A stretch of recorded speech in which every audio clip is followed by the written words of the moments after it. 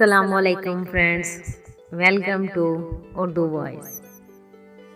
امید ہے آپ کو میرے چینل کی ویڈیوز اچھی لگ رہی ہوں گی۔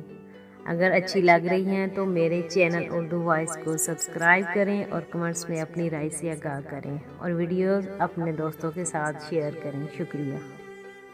وہ کھانے جو حاملہ خواتین کو ہرگز استعمال نہیں کرنے چاہیے۔ کچھ کھانے ایسے ہوتے ہیں جو حاملہ خواتین کو ضرور کھانے چاہیے، لیکن کئی کھانے ایسے بھی ہیں جن کی وجہ سے حمل ضائع ہونے کا خطرہ ہوتا ہے۔ اگر ان کھانوں کو حمل کے ابتدائی ایام میں استعمال کیا جائے تو خطرناک نتائج پیدا ہو سکتے ہیں۔ آئیے آپ کو کچھ ایسے کھانوں کے بارے میں بتاتی ہوں۔ اناناس حمل کو نقصان پہنچانے والے پھلوں میں یہ سر فہرست ہے۔ اگر اس پھل کو حمل کے آخری ایام میں کھایا جائے تو یہ کافی مفید ہوتا ہے، لیکن اگر اسے حمل کے ابتدائی ایام میں ہی استعمال کیا جانے لگے تو خطرناک نتائج برآمد ہوتے ہیں۔ ان میں موجود برومیلین کی وجہ سے اعضائے رئیسہ سے ایسی رطوبتیں نکلتی ہیں جس کی وجہ سے حمل ضائع ہونے کا خطرہ ہوتا ہے۔ ایسے حمل کے ابتدائی 3 ماہ میں ہرگز استعمال نہیں کرنا چاہیے۔ پپیتا صحت کے لیے انتہائی مفید سمجھا جانے والا یہ پھل بھی حاملہ خواتین کے لیے انتہائی نقصان دہ ہوتا ہے۔ پپیتا، بالخصوص سبز پپیتا، تو حاملہ خواتین کے لیے زہر کی حیثیت رکھتا ہے۔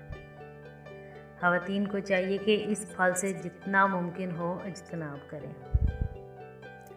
جگر اور کلیجی، بکرے، گائے، مرغی اور ہر طرح کے جانور کا جگر اور کلیجی حاملہ خواتین کو نہیں کھانی چاہیے۔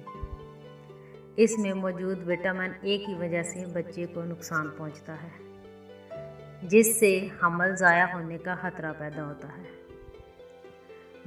مچھلیوں کی کچھ قسمیں جیسے ٹائل فش اور تمام ایسی قسمیں جن میں مرکری کی مقدار زیادہ ہوتی ہے، ان کو ہرگز استعمال نہیں کرنا چاہیے۔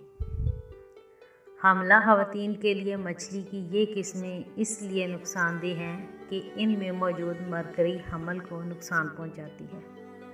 سبز چائے، وزن کم کرنے کے لیے یہ مشروب بہت مفید ہے، لیکن حاملہ خواتین کے لیے یہ بہت نقصان دہ ہوتا ہے۔